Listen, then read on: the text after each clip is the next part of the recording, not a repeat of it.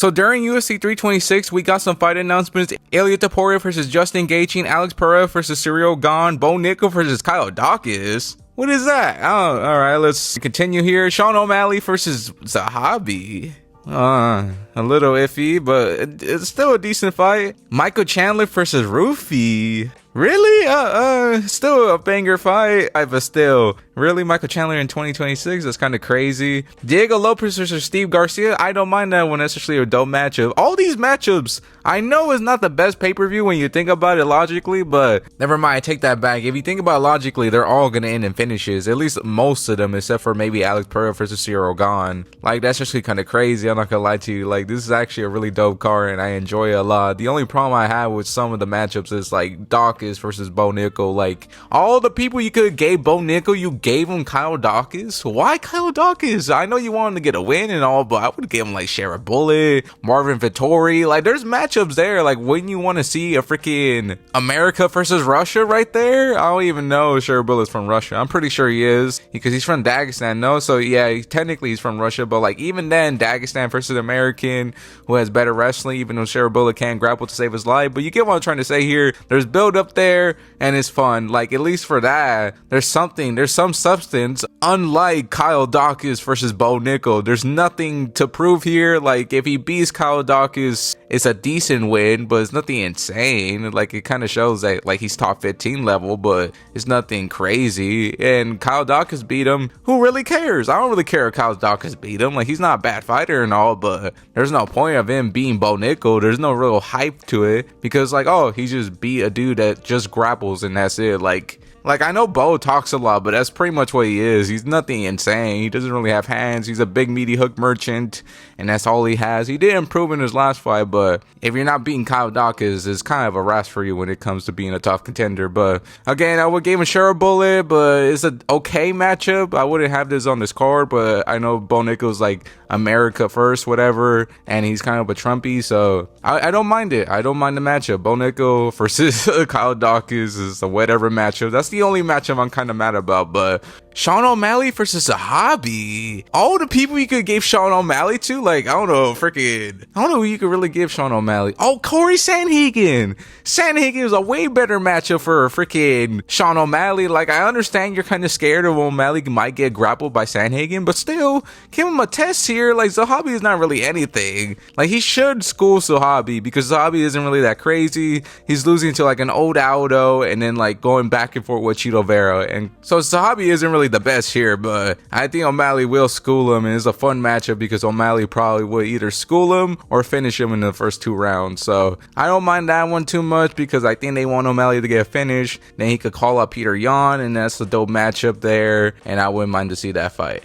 So that one I don't really like, but at the same time, like, give him Sandhagen at least. Like, that would have been fun. Stylistically, it would have been fun, because Corey, I get it, you could grapple him, but I would have took that matchup any other day, but it's whatever. Let's move on to the next one. Rufy versus Michael Chandler. I don't know why we're doing this matchup. I would have gave Michael Chandler. I would have gave Rufy Michael Chandler before you gave him Fiziev, because I think Fiziev is higher in the rankings anyway than Chandler. I get it, you wanted to get an easy path, but still, Chandler isn't that crazy. He's not really gonna do much. He might take him down, because Rufy doesn't really have the best takedown defense. He was getting ragged up by BSD, and if you're getting ragged up by BSD, it's kind of a rest for you. So if Chandler maybe comes in here with like a smart game plan and kind of just come with a heavy grappling approach, he might actually beat Rufy, but I heavily doubt it. He's like 40 years old, nothing really on the feet other than being a big meaty hook merchant, so he's gonna get cooked here. I don't know why we're doing it. It's a fun matchup for both, so, and it's also winnable for both, so either way, whoever wins is gonna end on a highlight. So I understand why they made this matchup, but at the same time, like, why are we putting Chandler in big pay-per-views when he hasn't won a fight in literal years? Like, come on now. But then again, Chandler in hindsight is actually a pretty good grappler. I just realized that freaking he did better against Charles than Holloway did, so maybe he could get this done, man. Never know, man. Chandler could get this done, being a marauder, man.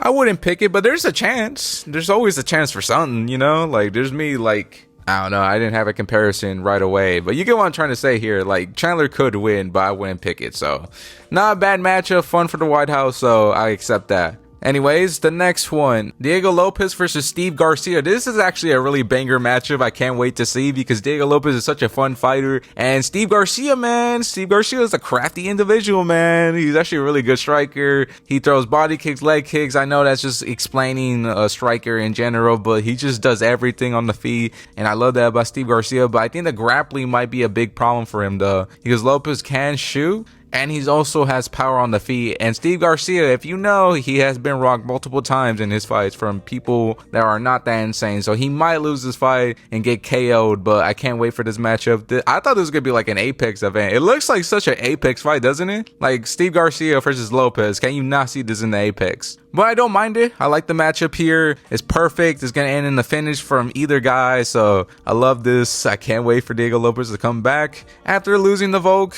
it's kind of tough because he has to kind of build up to get another title shot. Or unless Volk retires. Or like Evloev or Laurent Murphy beats Volk in the meantime. But until then, he's kind of like in limbo for now until somebody else either get the belt or Volk retires. So.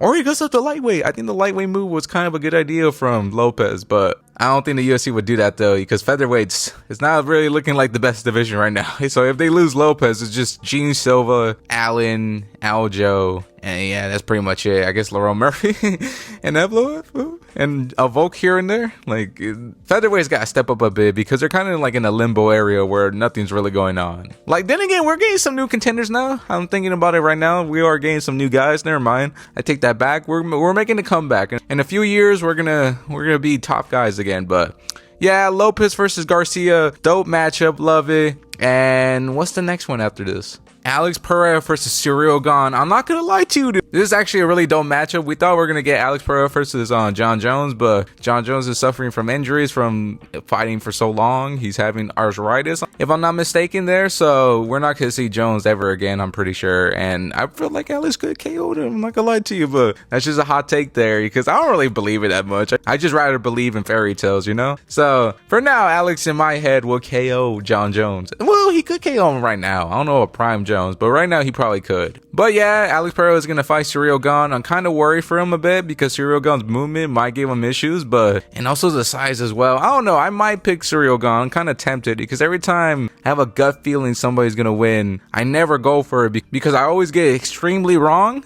or extremely right. There's no in between. Like the last time I really trust my gut was against Bryce Mitchell versus Gene Silva, and that didn't really age well for me. So then again, Gaethje versus Patty did age well. So when I trust my gut for reals, it does happen, but it's just a very 50-50 situation I do not want to trust right now because I kind of want to get back to making good predictions. Because this card, 326, I did absolutely awful. I hate how badly I did. So we have to lock in this year. We have to lock in for next card, man. So I might pick some random picks here. I'm not going to lie. I might pick Oldberg against Yuri. So be prepared for that. But yeah, it's Ciryl Gane versus Alex Pereira. Dope matchup. Kind of worried for Alex because the movement of Ciryl Gane. But then again, Ciryl Gane never fought in Alex Pereira. Alex Pereira is really good at moving forward, and that might give Ciryl Gane issues. Especially if Volkov is giving you issues on the feet. And I feel like Alex Pereira throwing leg kicks might give Ciryl Gane mad issues because who has he really faced that threw leg kicks like that like Alex Pereira? Nobody really. There's not a lot of heavyweights just throwing low kicks like that. And the only one that does is Volkov, and he arguably lost to him. I already said this, but you get what I'm trying to say here. So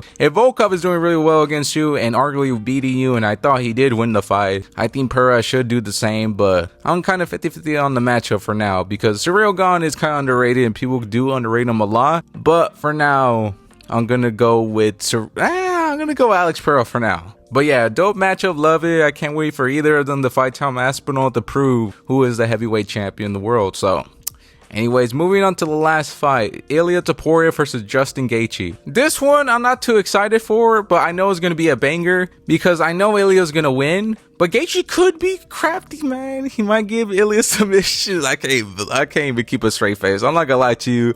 I am not confident in Justin Gaethje at all to beat Ilia Topuria, but he could, man. Justin Gaethje is a crafty individual, man. Look what he did to Paddy Pimblett. He was getting beat up in the last round, but he was beating the brakes off of him for most of the fight. He did eye poke him though, so maybe the eye poke game plan might work here against Ilia because he's a short dude. Might give him some eye issues.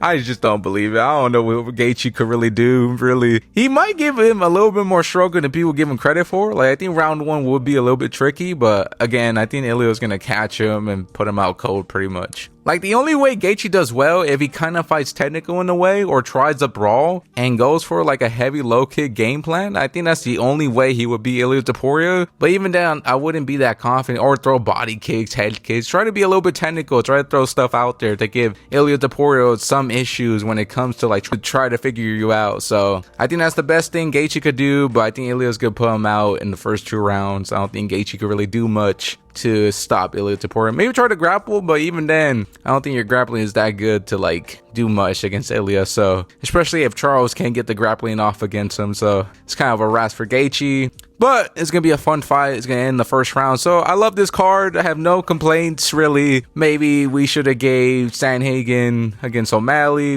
or Rufi versus, I don't know. I can't really think of a matchup for Rufi on the top of my head, but Bo Nickal should have fought Sheriff Bullet. That's all I have to say there. And that's pretty much it. Dope card. I hope you enjoyed the video. And yeah, I can't wait for this card, man. It's actually a really great card, except for 2 fights. So I hope you enjoyed the video. God bless all of you, and talk to you later.